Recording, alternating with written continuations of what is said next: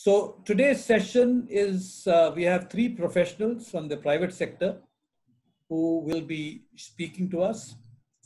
The first speaker is Srinivasudu Chakravartila from Bangalore. He is an accessibility specialist. He works as an accessibility consultant, and he will be speaking about his domain, his work, and what is the required qualifications and skills required for being an accessibility tester or a consultant or working in the space of accessibility. The second speaker for the day is Mr. Samir Latte from Mumbai. And he's a chartered accountant, and he is working with Reliance Industries, I think, in Mumbai. And he is part of the accounts department, and he will be talking about his job profile, and he will be also talking about what it takes to become part of an accounts department, what is the kind of skills required, what's the kind of qualifications required, and what's the kind of education, that's qualifications that you need to have, and how you go about looking for such jobs. And our third speaker, who is still not logged in because she's in a meeting right now, she will log in at about 4:30, is Monica Sharma, who works with IBM. And she is a voice and accent trainer. And likewise, she will be talking about her profession. She will be talking about her profile. She will be talking about the qualifications required to be a voice and accent trainer, what are the skills required, and how one can go about applying for such a job. So these are the three speakers for today, and this is going to be a series. The last Thursday of every month, we will invite professionals from the private sector who are visually impaired to share their life and their work with the audience, so that this would be some kind of career guidance, some kind of information and insights into different careers that blind people, visually impaired people are working in today's private sector world. So it's going to be informative, it's going to be inspirational, and it's also going to be very insightful. And I think it would give you an idea as to what these professions that people talk about, what it entails, what is the job about. And it will also give you an idea as to how to prepare for such a job, how to become eligible for such a job. So that is the idea of these sessions. And these IWA encounters with professionals will be in the last Thursday of every month. So, today is the last Thursday of October. The next session will be in the last Thursday of November. We'll have other sessions in between, of course. So without taking more of your time, I would now leave the floor open to Srinivasu Chakravartila from Bangalore. And जैसे किसी ने अनुरोध किया था, बीच बीच में थोड़ा हिंदी भी बोलिएगा, ताकि जो हिंदी, जो अंग्रेजी ठीक से समझते नहीं है, उन लोगों को भी आपका जो सेशन है यूजफुल होगा. Welcome. Okay. Thank you, George. Am I audible enough? Loud and clear. Fantastic. So before I start talking about my topic, I would actually a big round of applause to our Samir Latte, because getting somebody from accounts department on almost a payroll day is a difficult, challenging thing, but he has taken out time and came here to talk to all of us. Thank you, Samir, for that as the first place. All right. Yeah, proceed. Yeah. Okay. So my name is Srinivasu Chakravartila. I work as a senior accessibility program manager at a company called Watermark. This Watermark company is, we are into developing software for education sector based in New York and Austin in the United States. And here in India, we are based physically, we are based in Chandigarh. And I work from home, not just due to the pandemic of COVID, but I work remotely from Bangalore all the time. So I will be talking about bringing this to different ways about the accessibility as a career. I'll talk about the entry level how to get into accessibility sector and what it requires. And then I'll talk about accessibility tester and consultant. And I'll also talk about accessibility developer and accessibility program manager or program owner. So these three are actually different jobs. In some companies, it will happen as a single person will actually handle all of this. But in some companies, these are handled by different people. So, and some might interest in the program management of accessibility, and some might have keen in accessibility testing, or some might, who love coding, they might want to get into accessibility development. जो मैं accessibility के बारे में बात करूँगा आज, वो 3 विषय में होगा. एक है accessibility testing और consultant, जो testing करने और का accessibility developer, और accessibility program को कैसा manage करना है अपनी company में. So we'll talk about these 3. First and foremost, if you want to come into accessibility domain, accessibility sector, the first thing what we all need is the passion. More than educational qualification or skills of technical, because all of the technical skills and everything are something which you can learn through while you work. But what is more important is the passion. I would emphasize talking about the passion that one should have for accessibility, because accessibility jobs are not something which will only give you the paycheck or which will only benefit your company.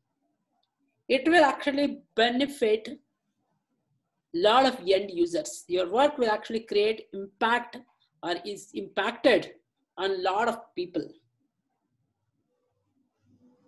So, for instance, if somebody is making your Facebook more accessible, the accessibility team at Facebook is working quite a bit to make Facebook accessible. If they are not working on that, today none of us would have been able to use Facebook, and same with the case of Zoom, right? So the people who are behind and working on these projects, while they get their financial benefits and work-related benefits, they also get a lot of joy and satisfaction. Oh, because of my work, it has enabled a lot of people to use our product, right? So coming to first accessibility testing. I'm talking about purely about the testing. While you have passion, what you need to learn is you need to, if you are, since this there are a lot of people with vision impairment, I will use a screen reader as an assistive technology. But if there are other people with disabilities, then they need to be referred to that respective assistive technologies. The first skill is whatever assistive technology you use, in this case, the screen reader, you must be very proficient and efficient. You should have an advanced level of usage, advanced level of knowledge on your screen reader itself. Okay, and secondly, your user should have the ability to listen thoroughly for minimum of 8 hours, which is a required job times in most of the companies. That means you cannot say that I've been listening to my screen reader for 2 hours and I cannot do that anymore. And that too, you need to listen thoroughly.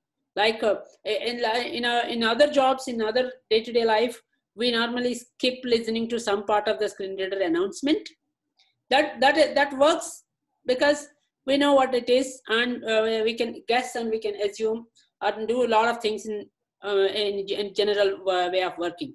But when you are testing, you should listen completely. आपका screen reader के पहला skill है, आपका screen reader को पूरा सुनने का आदत होना चाहिए, और सारे 8 घंटा अगर होता है तो आपका जॉब का टाइम 8 घंटा सुनना पड़ेगा, and वो भी you should be able to listen as fast as it is required and very efficiently, because based on your screen reader only you'll be able to test what it is reading about. Is it like if you are testing a page for headings, it is not only you press H key and see if there is a heading or not. You will also required to say what level of heading is that. जैसे हम लोग newspaper पढ़ते हैं, उसमें तो अगर headings तो अगर हेडिंग ब्राउज करना है तो H प्रेस करके वो हेडिंग के पास जाएंगे. अगर वो हेडिंग नहीं चाहिए तो अपने को will skip to the second another heading. But जब आप टेस्टिंग करते हो आपको पूरा वो हेडिंग कौन सा लेवल है, हेडिंग लेवल 2 है, 3 है, 1 है, कैसा कोड किया वो भी देखना पड़ेगा आपको. तो you have to listen completely. Even if it is a 3-line heading, you should read completely, right? You should listen to that completely. And दूसरा है आप जब भी टेस्टिंग करते हो you also need to have ability to think beyond your own disability and beyond disabilities. Accessibility is not just about people with blindness alone. Accessibility is not about people with disabilities alone. Accessibility benefits in a lot of other users, including the mainstream people, that is even sighted users, and senior citizens, low bandwidth users, and so on. So and companies cannot hire so many people for accessibility team. Okay, they cannot hire one person with blindness, one person with locomotor disability, one elderly person. Okay, they cannot hire too many people, right? So whoever has doing the accessibility job, they should have acquired the knowledge. They should actually have ability to think cross disability, and they should have ability to think beyond disabilities. And firstly, they should assume that accessibility is not just about people with disabilities. That is a myth. Okay. While accessibility helps quite a lot to people with disabilities, but it also benefits a lot of other users and technologies. Like it also benefits the search engines. Right? So in that context, we must have the ability to think beyond disabilities. And the next skill would be for an accessibility tester and consultant, you should have developed the very strong communication skills, not just writing and speaking, but also we should learn the technical language. So when you're reporting a bug, when you're reporting an issue, you cannot just say, okay, the sign up form is not working with JAWS. What is JAWS? Nobody knows. At least we know George, right? But nobody in the developer community and all perhaps don't even know what is JAWS, right? So you should use the terminologies that the developer can understand, right? So we share, it is essential while we learn about accessibility testing, accessibility guidelines, use of assistive technology, we should also learn the technologies that is required for the product that we are going to test. Let's say if it is web pages, we should know how to, a little bit about HTML, CSS, and a little bit of JavaScript, okay? It is okay if you cannot code yourself, if you have no interest to code yourself, that is absolutely fine, but you should be able to interpret the code that is written. So because in the testing process, code review is involved. You need to inspect the element, okay? You need to inspect the element and identify what the problem is all about and convey to the developer in the language that they understand. To achieve that, we need to know that developer language, right? We cannot expect that developer should know about my screen reader, developer should know about my trackball or things like that. But we need to leave our comfort zone and work in their language, right? George, quick question. How do we know that our time is getting elapsed? I just need to know before at least 2 minutes. Yeah, Shruti will let you know when you're. Shruti will shout at me, right? Reach 10 minutes. Yeah, Shruti will shout at me. She will inform you. Yeah. All right. Okay. Proceed. Yeah. So when it comes to accessibility developer, it's a very interesting thing because while it requires some of the visual things for layouts and color codes and all that, but a lot of development can also be done without eyesight. Okay, if you there are a lot of developers, like there's a boy called Nagababu who lives in Vijayawada.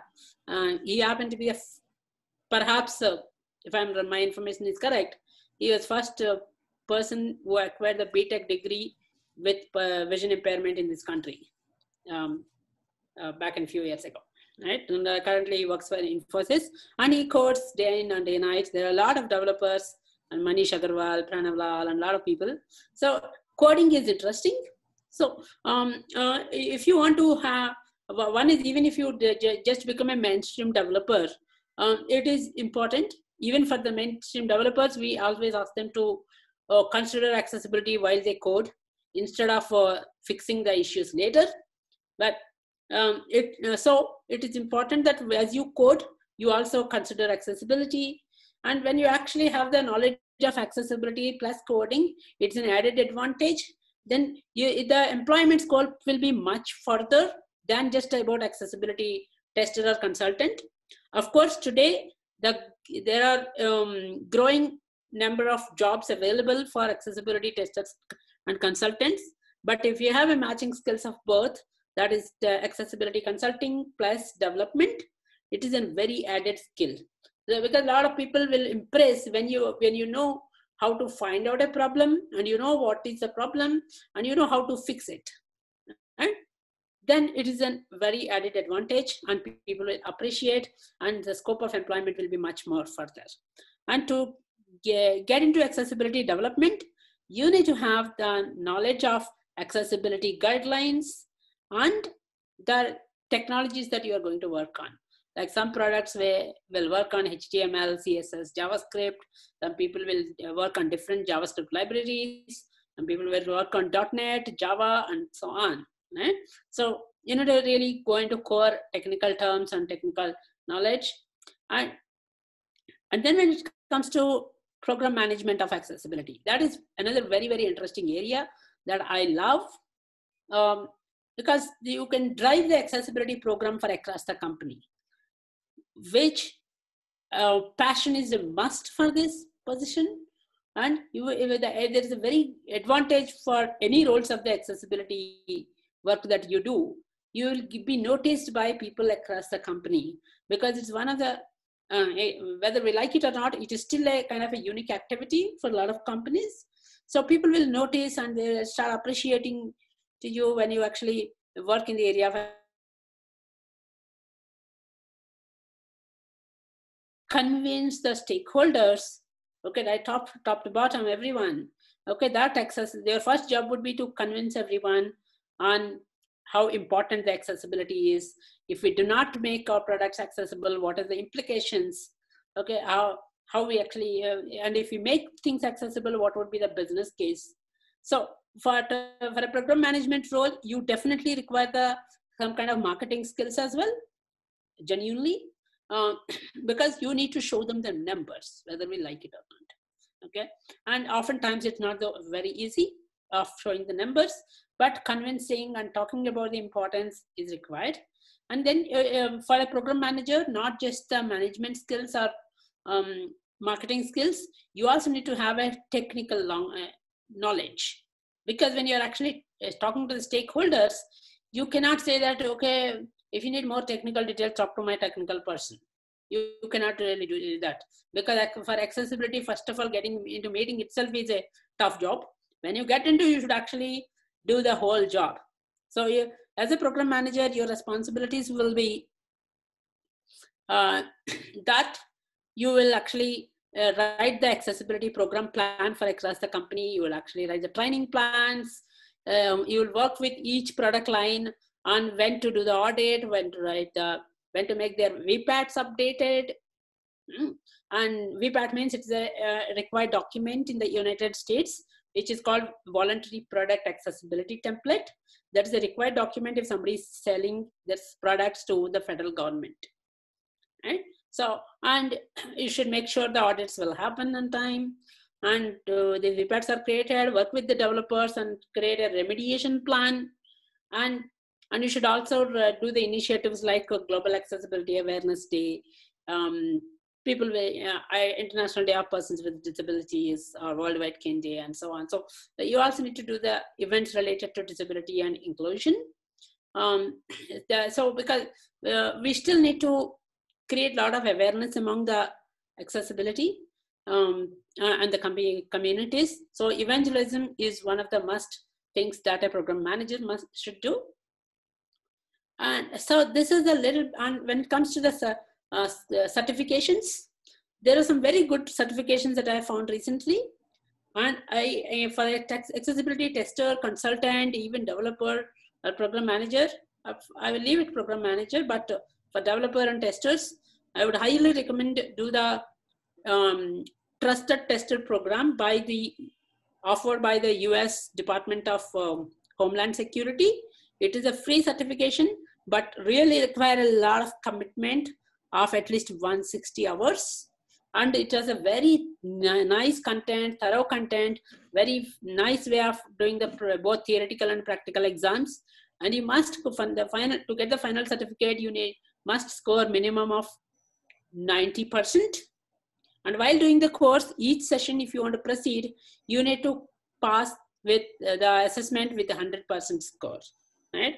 And this training can be done by visiting training.section508.net.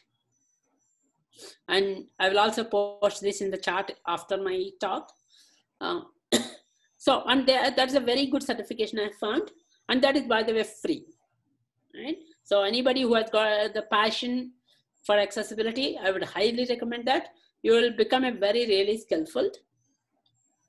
And then IAAP, International Association of Accessibility Professionals, they offer a variety of certifications.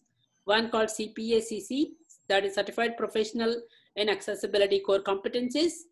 Web Accessibility Specialist, that is WAS.